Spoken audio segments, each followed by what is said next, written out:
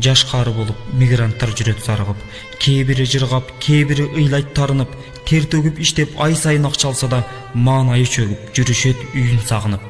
Анткени үйдө балдары калган жалдырап, жаштардын болсо атасы кел дейт алсырап, кетсем го жакшы, кетпесем кандай болот деп баштары катып, айласыз иштейт шалдырап. Мейли ал кетсин, ай сайын акча ким берет?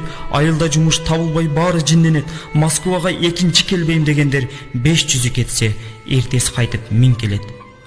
Алар да байкуш өзүнчө ойноп келишпейт. Иш табыш кыйын, акчаны жерден теришпейт. Орустун эли бизге окшош эле адамдар иштебей жатсаң, бир тыйын бекер беришпейт. Ак эмгек менен жан багып жатат бардыгы. Тоскоолдо болбой ал күчтүн бизде аздыгы.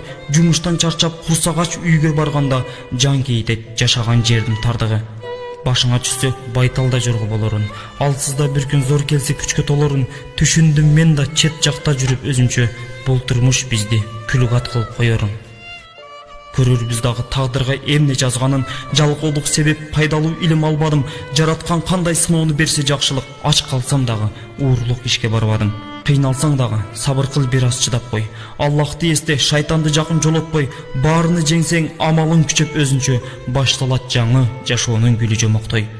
Чыдамкай бол деп сабырын колдоп турдубу? Мигранттык бизге Кудайдын берген буйругу.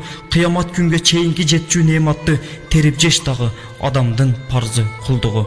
Чоң максат менен жөнөткөн бизде атабыз. Динсиздик болду жашоодо эң чоң катабыз. Аллахка шүгүр, мактоолор айтып жашайлы, анткени өлбөй ырыскы терип жатабыз.